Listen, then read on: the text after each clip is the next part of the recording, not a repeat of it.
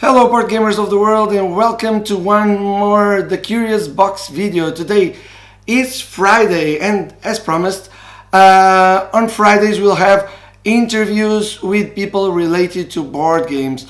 We want to go a little bit further on what the board game world what's happening in the board game world right now. So today we have as a guest Amit Ghadge. He is a graphic designer, an artist, board game designer from India, and he has been talking to me a few days ago about his career, about his future projects, and also about all this industry. I hope you like the follow interview as much as I did.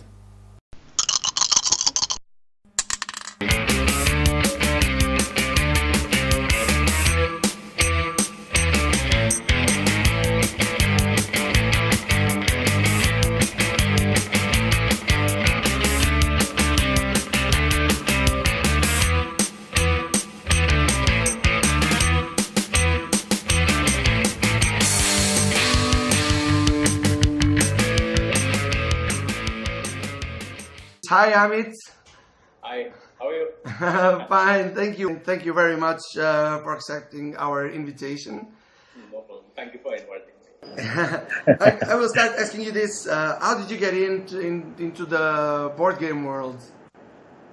Right. So I started off working on comic books. I am primary and comic book coloring artist. So it's been a while I'm working on comic books, doing coloring, graphic novels for these projects. So one fine day I came across some very good art which was related to board games. Like I saw some board game covers and board game art illustrations which was like cards and player mats and boards, and I was very much impressed with the kind of art and kind of stylization was there, and there was a lot of scope working on board games. So that is how I thought like I should also try doing some work in board games. And yeah, so initially I started practicing like doing something different which I usually do with comic books, and that is how I got into board games. Have you been playing board games since like many years, or? Yeah, absolutely, absolutely. Like it's been more than 5 to 6 years I have been playing board games. Like it was, you can say it was recently introduced to me. Like 5 6 years is not a big time for like playing board games, but yeah, like it's been a while I'm playing board games. Now I have reached to a point like I'm very much interested in playing heavy Euro games. Do you do you have a favorite Euro game? One of my favorite is Agricola, like absolutely, because that was the game where I was introduced to heavy game and which was related to worker placement. So like yeah, worker placement has been one of my favorite mechanics of board games. And after that, I started on looking for more board games which were based on Euro style mechanics and all. So I started off with Agricola, then I went to some advanced levels. So right now, I'm a big fan of Scythe. Ah, okay, it's a great game. Yeah. how, how do you get your process, your creative process going? Are you having some ideas and proposing them to publishers, or are they coming to you? And how do you manage to work with them? So the process is kind of very straight. Generally, what I do is I get proposals from publishers or designers to work on their board games. So what we do is initially we discuss on what kind of board game it is, what is the gameplay of the game, what kind of stylization are they looking for, either it is a fantasy game or it's going to be like cartoony character, semi-realistic, or it's going to be something like an RPG or a card game. So initially we have a brief discussion about that, what kind of game it is. Once we discuss on that, we finalize on the style. Maybe we do one or two samples of that stylization, like what will be the look and feel of the whole game, how the card layouting will be, how the graphics of that game would be. If it has some characters, we design one or two characters to see how the stylization goes very well with the overall component of the game. So same thing goes for every component of the game. I initially do thumbnails of that, and once we finish, we work on the final art. Do you have, a lot of fights with publishers for the final decision, maybe, or for the No. way you want to go with some of your work? Fortunately, that hasn't been a scenario till now because most of the time I have very much freedom to work on the art and stylization of the game, and I'm being very fortunate enough. Like I've like all the publishers who have worked with them. They're very supportive and very open to open to my ideas and whatever I had like few inputs related to the game, how the like layouting should be, considering the gameplay, how the hand should be, like if you're holding cards in your hand, how should be the layout of the cards.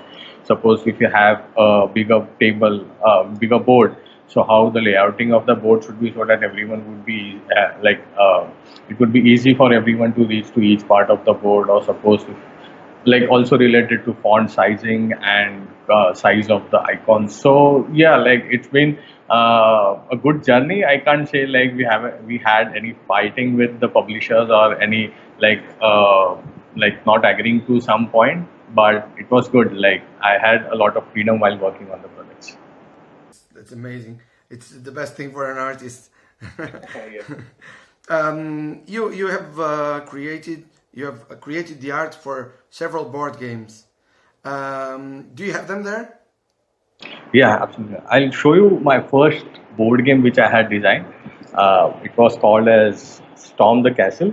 It was published by Giant Goblin Games. It was on Kickstarter, which was a very good success. I worked on the graphics and the character design, creating icons and creating tokens. So it was a very big challenge for me, considering it was my first board game and it had heavy number of components in the game, and also it was an RPG style game. So it's a challenge when you're doing an RPG which is based on a fantasy world. That it requires a too much of dedication, and like the stylization is heavy for this game. So that was one of my game. After that, there have been a few games. I can show you the recent one which is called as Lab Wars. So I was working as the graphic designer for this game, and have last Starfleet.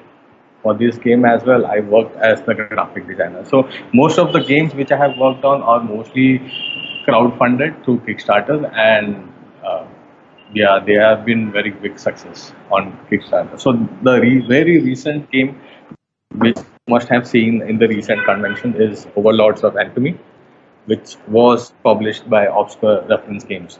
So this is a quite a heavy game regarding the components and also gameplay and the art and everything.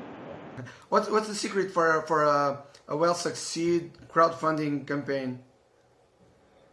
There are many factors which you have to consider for a successful Kickstarter. Like the game has to be very interesting and it has to be open for all age group of people. Like it's not a very limited. It shouldn't be very limited to a certain number of people. Also, apart from that, your marketing, your playtesting, everything should be perfectly well done. And yeah, definitely the art has to be very good on your board game. Like I don't think without an art, much of the games have has a very the game would stand chance of having a good success on Kickstarter or any crowdfunding sites.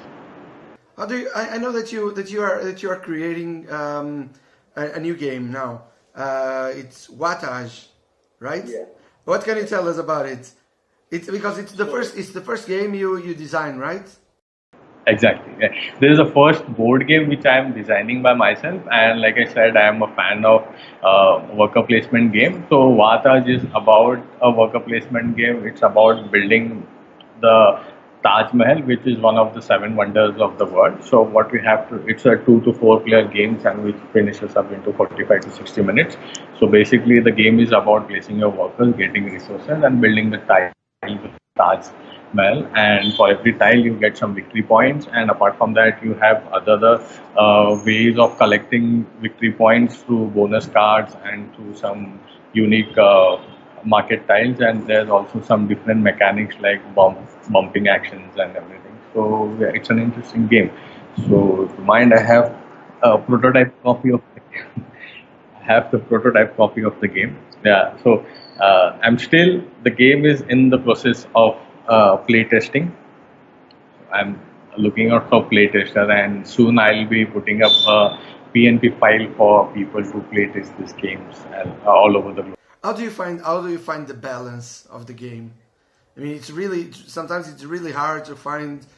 You may have good ideas, great mechanics, but sometimes it's hard to find the right balance for a game because some mechanics can be too strong and some characters or uh, there are lots of components and of aspects in a game, and how do you balance them?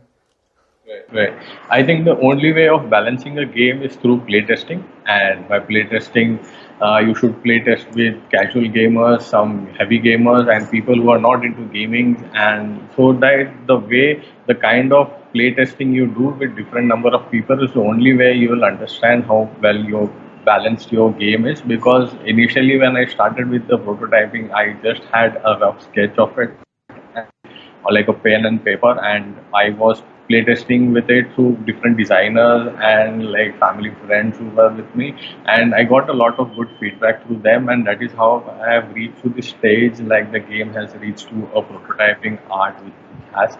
So yeah, like playtesting is an important factor which defines your game and shows like how balanced your game is, but it's a challenge to balance your game. Do you give the game to testers that you don't know, maybe people that you don't know? Because I mean, there's a problem. If you give it to your family or to your friends, they will probably want to be nice to you, and they will say, "Ah, it's a nice game and stuff." So how do you manage this? No, I agree on that because this is a initial fear we have. Like, if I take it to people who have known, they'll definitely give me good feedback and they won't break the game, like what we say. So, right now, the game, I'm working on the rule book of the game. So, once I have the rule book in place and I know where exactly I need to put it up, I'll be definitely going for blind testing. I'll be sending, like I said, PNP copies of the game along with the rule book. So, that will be a more genuine feedback to me and more real feedback. It will help me to finish, like polish the game more.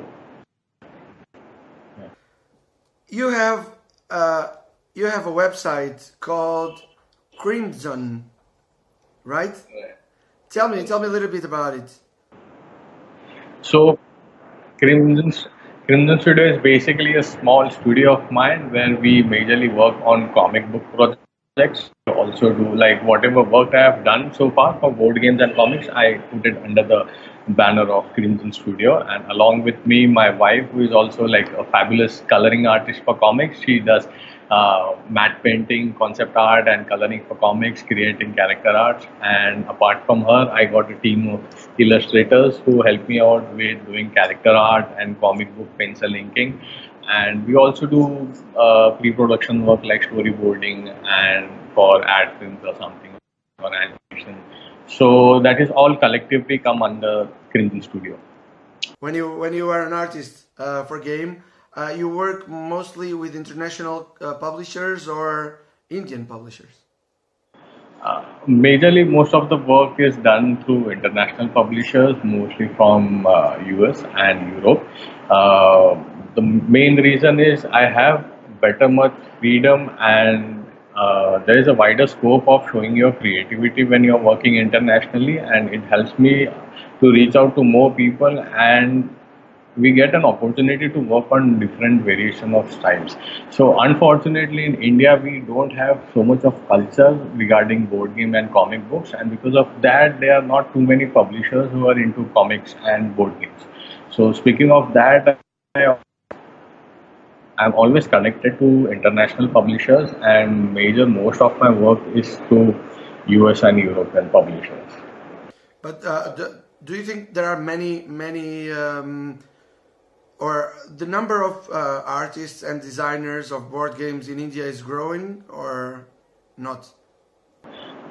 It's growing, but it's a slow growth. Right now, there are majority of people who are into playing board games.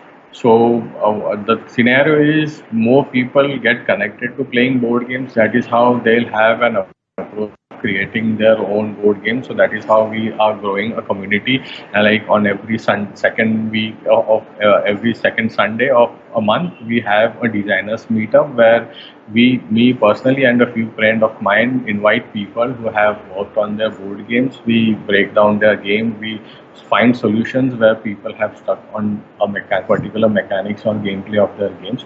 So looking at the overall scenario, we are like a growing community related to board game in India. But regarding art and graphics, I don't think many people are like into creating board game arts. For comics, definitely there are more people, but board games, I am not very sure. Like found anybody apart from me doing board game art. Or if you could introduce someone on the board game world, which game would you use? That would be some like whenever I introduce somebody from for regarding board games, I definitely start with card games. So first game has to be Sushigo. It's a very light game and it's very rules are not quite heavy and people are and it finishes up quickly. So like it intrigues people more into playing. Array, what kind of games do you have apart from this? So after that is done, I take them to play Splendor. I have Cacao, and then I introduce them to more like bigger games which need more time dedication. Say like Ticket to Ride or Pandemic or some games like that. After that, yeah, like once they are used to board games and they know like we are addicted to board games, they keep on asking me what next games are you introducing us to that. I then introduce them to worker placement games and middle weight games, and then I take them to heavier games. So speaking of that, the lighter games I definitely love are Seven Wonders, Cacao, Splendor. So these games help to bring people together, like when they are new to board games. All right. Before we finish, I want to know your future plans. You know, I know you still have a few months to launch until you launch Wattage. And what are you only working on Wattage or are you working on something else?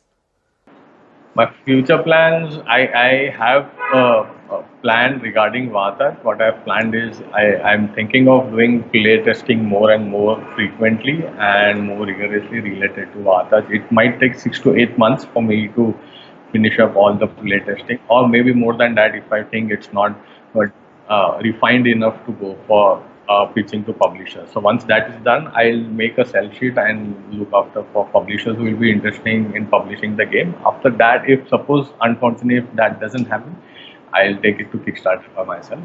I have another game in my mind which I might start working on it once I am like free from Taj and I know what exactly has to be done with Taj.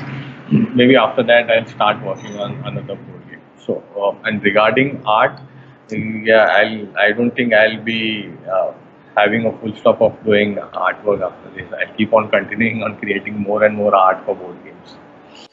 Thank you, Amit. Thank you for spending your time, your short time that you have with us. Not a problem. Yeah. It was good speaking to you, and I hope this interview helps to a lot many people who are planning to get into board games and or planning to get into doing artwork for board games. I'm very much looking forward to that. So this was Amit Ghadge, who came here to the box to share his thoughts about his career and about the board game universe. So if you liked it, if you like this interview, share your thoughts on the box down below. On next week, next Friday, we'll have a new interview. In the meantime, on Monday, only on Facebook, we'll have the Confessions of a Tabletop Teacher, where I will be sharing my thoughts from this wonderful experience of teaching board games to little kids. And also on Monday on YouTube, we'll have a new video here in the box. If it's the first time you are stopping here, don't forget to subscribe the channel, and if you are a usual viewer, don't forget to give that thumbs up to the video. And I'll see you all on the table next to you.